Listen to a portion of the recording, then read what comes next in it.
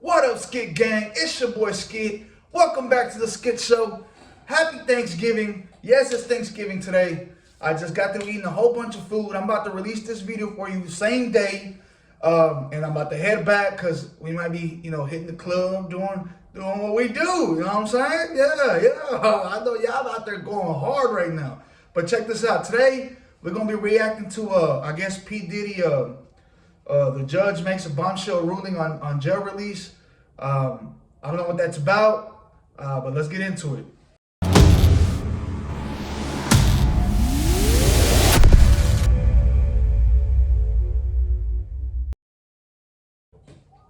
It's official. Sean Diddy Combs has been denied bail once again. Welcome to Sidebar, presented by Law and Crime. I'm Jesse Weber. My boy's not getting out. Okay, so we have some breaking news for you on this emergency sidebar. Sean Diddy Combs will not be reunited with his family in time for Thanksgiving. No, the embattled rapper and music mogul who's been sitting in the Metropolitan Detention Center on federal sex crimes charges since he was arrested in September. That just sounds bad, bro. He's being detained for federal sex charges. Bro, that sounds bad, bro. When you go in jail and they're like, hey, what you in for? Imagine you're Diddy, bro, and they ask you that. Yo, what you in for? Oh, shit, I was doing some crazy shit. I had 1,000 bottles of baby oil, and I was... Hell nah, bro. That just sounds bad. I don't want to do nothing. Oh, my God, bro. Hell no. He will be sitting there now, what seems to be indefinitely. Why? Because he has just been denied bail by Judge Arun Subramanian. This is the current judge overseeing this case. This judge had not decided this issue yet. He held a hearing on this last week where both sides presented evidence and arguments back and forth for why Sean Combs should or should not be granted bail. And we just got this decision. So I'm going to go through this order by Judge Subramanian right now. It was released right on Thanksgiving Eve, right at the end of the day on Wednesday. It reads, the court has evaluated each of the factors that it must consider under the relevant law. 1, nature and circumstances of the offense charged. 2, weight of the evidence against the person. 3, history and characteristics of the person. And 4, nature and seriousness of the danger that would be posed by the person's release. And it also says that the court has also reviewed the information submitted by Combs and the government across all 3 bail hearings in this case. As you remember, Sean Combs was denied bail both by a magistrate judge and a district court judge. Judge Subramanian writes, the court finds that the government has shown by clear and convincing evidence, so that's the standard, that no condition or combination of conditions will reasonably assure the safety of the community. In support of this finding, the court provides the following reasons. Now, first, Judge Subramanian. So basically, they're not letting him out because they think he could harm people outside. For example, the people who testified against him. They're scared that he might do something to them or get someone else, pay someone else to do something to them, and just everybody that's involved with the case. So they're not letting him out for the safety of the community. Through the allegations in the indictment to show how serious this is. And it reads, the indictment charges Combs with serious and violent crimes. And by the way, we remember he's charged with racketeering conspiracy, sex trafficking, and transportation to engage in prostitution. Subramanian writes, it alleges that for decades, Combs abused, threatened, and coerced women and others around him to fulfill his sexual desires, protect his reputation, and conceal his conduct. To do so, Combs relied on the employees, resources, and influence of the multifaceted business empire that he led and controlled, creating a criminal enterprise whose members and associates engaged in and attempted to engage in, among other crimes, sex trafficking, forced labor, kidnapping, arson, bribery, and obstruction of justice. And it goes on further to talk about more of the allegations. Judge Subramanian writes, the government has presented direct evidence of Combs' violence. And what he cites is the 2016 videotape where Sean Combs is purportedly beating his ex-girlfriend Cassandra Ventura in a hotel hallway. This was published by CNN several months ago. This has been a big piece of evidence in this case. We've talked about it extensively. And remember, Cassandra Ventura is the one who initially filed that lawsuit against Sean Combs back in November of 2023, got the ball rolling with all the other lawsuits and also all the criminal charges. But he not only cites the 2016 video to show his propensity for violence, but text messaging Bro, Cassie is fine, bro. God, that little pretty petite girl. Between Combs and victim one. Now, we believe victim one to be Cassandra Ventura. But it reads, text messages from the hours and days following the 2016 Intercontinental Hotel incident say, I have a black eye and a fat lip. You are sick for thinking it's okay to do what you've done. I still have crazy bruising. From there, Judge Subramanian also says there is evidence supporting a serious risk of witness tampering. For example, Combs initiated and had unexplained communications with witness one, who was subpoenaed to testify before the grand jury in June 2024, and in fact testified on July 25th, 2024. Combs was represented by counsel during this time, and they have offered an explanation for some of these communications, but they could not explain them all. For instance, Combs' efforts to call and text witness one even after his grand jury testimony, or Combs deleted texts with this witness. That's bad, right? The idea of reaching out to a witness maybe before you knew they were a grand jury witness. You see, this is why they're not letting him out, because he's doing everything he can to stay out of jail. So they're afraid he's gonna go up to these witnesses and people that that have something on him or evidence. And hurt them or get them gone or bribe them in some way. He might offer them money to delete messages or not show up to court or whatever the case. But that's why they're not letting him out right now. That's crazy. That could be a problem, but really after their grand jury testimony, that's a problem. From there, Judge Subramanian says there is evidence that Combs violated Bureau of Prisons regulations during his pretrial detention to obscure his communications with third parties. We talked about this a lot, how Sean Combs was using other inmates' PAC numbers to make calls, was using a private messaging service to reach out to people, was also engaging in three-way phone calls. The allegation was he was not only breaking the rules, but he was also doing it to reach out to potential witnesses in the case, maybe to try to influence potential jurors through a social media campaign. Now, this is interesting because Judge Subramanian writes, the court makes no determination that the content of Combs' communications through these channels was improper. That's interesting. And this is something that he talked about in the hearing about, is it really bad he's posting things or having people post things for him on social media? So he's saying, I'm not really going to focus on the content of the communications, but, and this is something that we talked about in our prior sidebar, it was just the flouting of the rules that was the problem. He writes, however, his willingness to skirt BOP rules in a way that would make it more difficult for his communications to be monitored is strong evidence that the court cannot be reasonably assured as to the sufficiency of any conditions of release, especially given that they occurred when Combs was seeking bail and when he knew the government's concerns about witness tampering and obstruction were front and center. Yeah.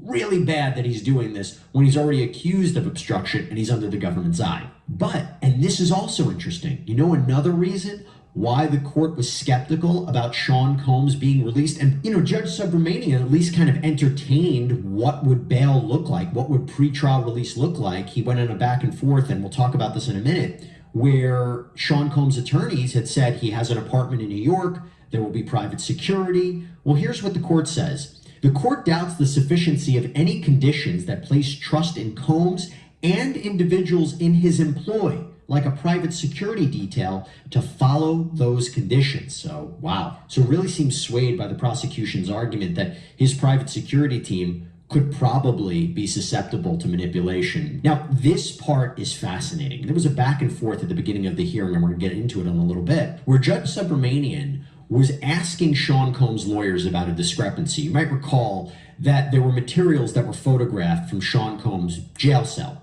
And the allegation was by the defense was that this was a violation of his privilege, that there were materials that were photographed that were subject to attorney-client and work product privilege. And the defense had said that there was a number of legal pads that said legal on top of them. And there was a discrepancy where the judge brought it up about whether these pads actually said legal. He writes, the court further notes that it held an emergency hearing to address the government's usage of notes on legal pads recovered from Combs' bunk.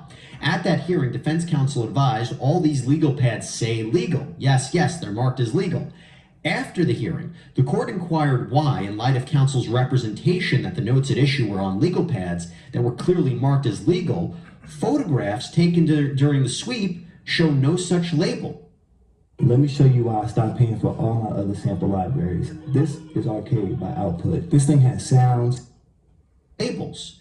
At the hearing, defense counsel admitted that it has to be the case that as of the day of the search, legal wasn't written on every legal pad, and that they were not sure whether the pad presented to the court had legal on it at the time of the sweep. And Judge Subramanian writes, the circumstances of this incident and the misrepresentation made at the hearing where Combs was present bear on whether the court can be reasonably assured that any conditions it imposes will be followed, or whether through inadvertence or active subversion they will be broken and the community's safety threatened.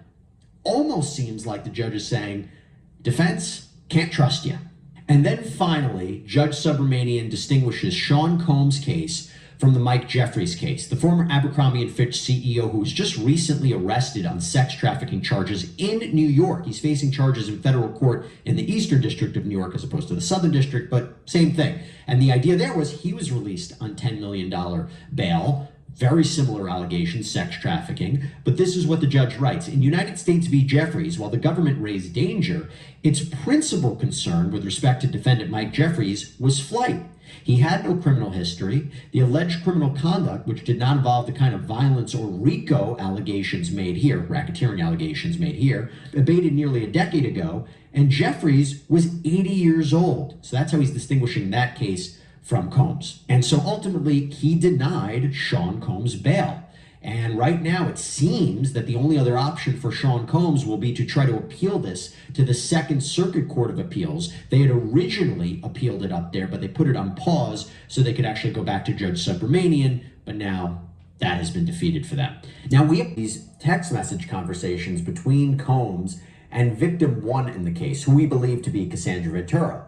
And whereas the prosecution has highlighted the messages to show that she was a victim of physical abuse and non-consensual sex acts, Agnifilo suggested that they had more information that provides more context to the relationship and to that 2016 video. He said, it really is purely consistent with our view of this being a consensual, long-term, loving, fraught relationship that had a breakup, and the breakup wasn't because of coerced sex or forced sex. Even suggested that there was regrettable physical conduct going both ways in this relationship. Now, when it came to the allegations of whether Sean Combs was improperly contacting or trying to contact people, Ms. Shapiro distinguished other cases, like where a defendant told someone to lie by phone. She said that's not happening here. Plus, when it comes to posting on social media, she says, Sean Combs, her client, has a First Amendment right to speak up when there is a barrage of negative media coverage out there and defend himself. And Judge Subramanian said, well, why can't he just do that through his lawyers? In other words, why does he have to go through these other third parties to do that? Now, Shapiro reportedly responded, well, we're happy to do that, but we're lawyers. It's not really what we do. Subramanian also pressed her on the communications regarding victims or witnesses, and she denied that this was evidence of obstruction. And she assured the judge that Sean Combs will listen to his lawyers. If they tell him not to do something, he won't do it. The problem, as re-emphasized by Prosecutor Slavic, is she says he has reached out to a witness, an alleged participant in multiple freak-offs, and he allegedly ignored his lawyers when they told him not to do the social media campaign around his birthday, but he wanted to do it anyway. And also, even if it is common, as the defense suggests, for inmates to share their codes to make phone calls, the Bureau of Prisons handbook prohibits this. The main idea, he doesn't follow the rules on the inside, he can't be expected to follow the rules on the outside. Now, this moves into arguably the most interesting and pivotal moment in this hearing. This is when the judge inquired as to where home confinement would exactly be. Now, Mark Agnifilo indicated that it would be in Miami, that there would be a dock but no boat. And the judge heard that and said, that's not going to work. Where in New York could he stay? So, Agnifilo responded that there is an apartment in the Upper East Side, 3 bedrooms. There would be 2 security guards in the apartment, 1 downstairs. No access to phone or internet except calls with his lawyers. And Combs would avoid all contact with anyone who would be a witness in this case. And I have to tell you, this could be a sign that Judge Subramanian is entertaining the idea of pretrial release and home confinement. I will say, though, Judge Subramanian also heard from pretrial services This is the office that ensures federal criminal defendants appear in court and monitor their activities so they don't pose a danger on the outside. And the representative from pretrial services sided with the prosecution and reportedly said that we maintain the bail conditions are insufficient. However, this representative seemed to acknowledge that there aren't any cases they're aware of where private guards would be enlisted. This is unique.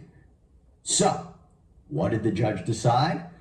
Well, he said he will make a decision promptly next week on bail, meaning this week, and he did suggest that both the prosecution and the defense submit letters to the court by Monday, today, at noon.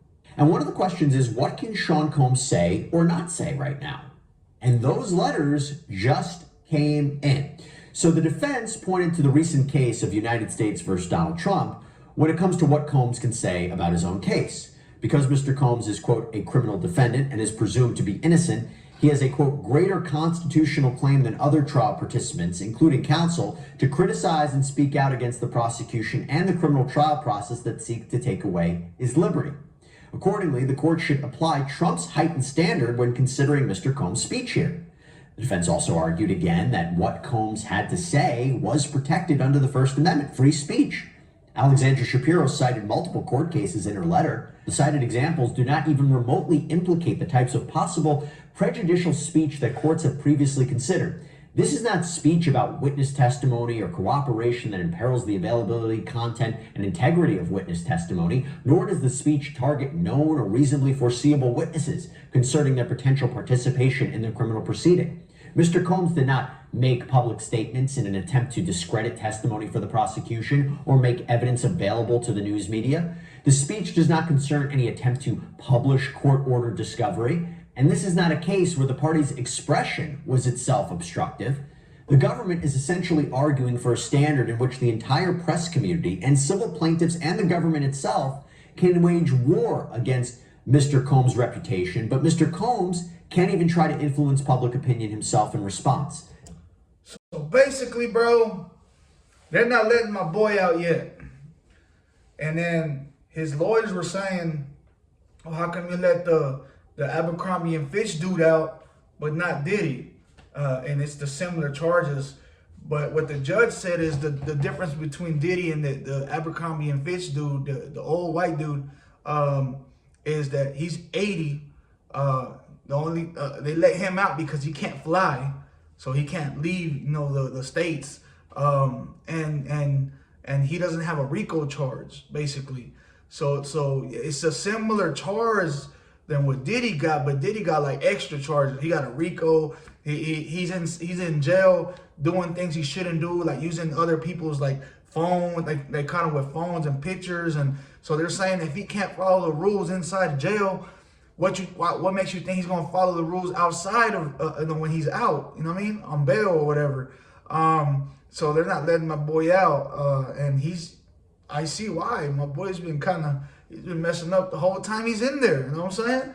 So, man, I'm gonna go hit this club, y'all. Like, comment, subscribe. Peace.